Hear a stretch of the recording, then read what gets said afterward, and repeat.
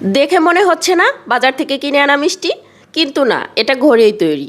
আপনারাও চাইলে মাত্র 15 মিনিটে তৈরি করে নিতে পারবেন দারুণ স্বাদের এই মালাই চমচম মিষ্টিটি। দেরি না করে চলে যাচ্ছি মেইন রেসিপিতে। নিয়ে নিলাম 1 কাপ পরিমাণ গুঁড়া দুধ।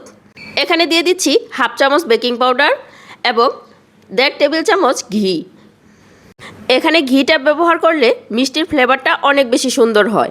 এখন ঘিয়ের সাথে গুঁড়া দুধ এবং বেকিং পাউডার খুব ভালোভাবে মিশিয়ে নিতে হবে। আমি যেভাবে দেখিয়ে দিচ্ছি এভাবে হাত দিয়ে ডলে ডলে খুব সুন্দরভাবে মিশাতে হবে। এখানে যদি খুব সুন্দরভাবে মিশাতে না পারেন তাহলে কিন্তু দুধে দেওয়ার সময় মিষ্টি খুলে যাওয়ার সম্ভাবনা থাকে। এখন আমি নিয়ে নিচ্ছি একটা বড় সাইজের ডিম। ডিমটা খুব ভালোভাবে ফেটিয়ে নিচ্ছি। এখন এই ডিমের মিশ্রণটা গুঁড়া দুধের মধ্যে অল্প অল্প করে দিব এবং মিশাতে থাকব। এখানে আমার 1 কাপ দুধের জন্য একটা ডিম লেগেছে। আপনাদের ডিম ছোটো বড়ো হলে কম বেশি লাগতে পারে।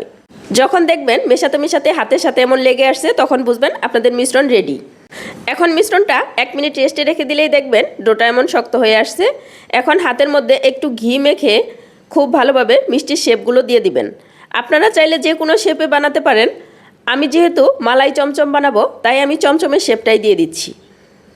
আপনারা যদি পুরো রেসিপি ফলো করে এই মালাই চমচম মিষ্টিটা তৈরি করেন তাহলে আপনাদের মিষ্টিটাও আমার মিষ্টির মতো একদম পারফেক্ট হবে। এই মিষ্টিটা খেয়ে কেউ কখনো বুঝতেই পারবে না যে এটা ঘরে তৈরি করা, তাও আবার গুঁড়া দুধ দিয়ে এত অল্প সময়ে। আমার যদি মিষ্টি খেতে ইচ্ছে করে তাহলে ঝটপট গুঁড়া দুধ দিয়ে আমি এই মিষ্টিটাই তৈরি করি। এই তো আমার মিষ্টি সবগুলো তৈরি করা হয়ে গেছে। 1 কাপ দুধ দিয়ে 10টার মতো মিষ্টি হয়েছে, যেহেতু আমি একটু বড় করেই বানিয়েছি। এখন চুলায় আমি আধা কেজি পরিমাণ দুধ জাল করতে দিয়েছি এবং এখানে দিয়ে দিলাম 1 কাপ পরিমাণ চিনি।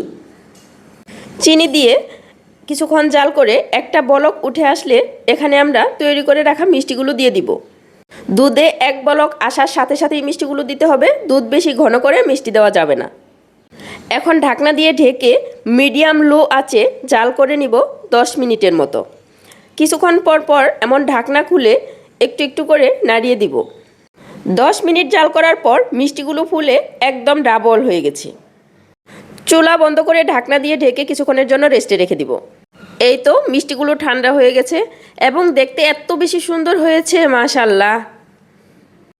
এখন মিষ্টিগুলো দুধের শিরা থেকে উঠিয়ে মাওয়ায় গড়িয়ে নিতে হবে। যেহেতু আমার কাছে মাওয়া নেই আমি এখানে গুঁড়া দুধ দিয়ে ডেকোরেশন করছি। ডেকোরেশন করার পর এই মিষ্টিটা দেখতে একদম দোকানের কিনা মিষ্টির মতো হয়েছিল এবং খেতেও হয়েছিল অসম্ভব মজার। দেখুন আমি একটি মিষ্টি কেটে দেখাচ্ছি। এত সুন্দর সফট হয়েছে এবং ভিতরে এত সুন্দরভাবে রস ঢুকেছে, এটি খেয়ে কেউ কখনো বিশ্বাসই করতে চাইবে না যে এটি ঘরে তৈরি করা। আপনারাও চাইলে এই রেসিপি ফলো করে তৈরি করে নিতে পারেন এই মালাই চমচম মিষ্টিটি। সবাইকে অনেক অনেক ধন্যবাদ।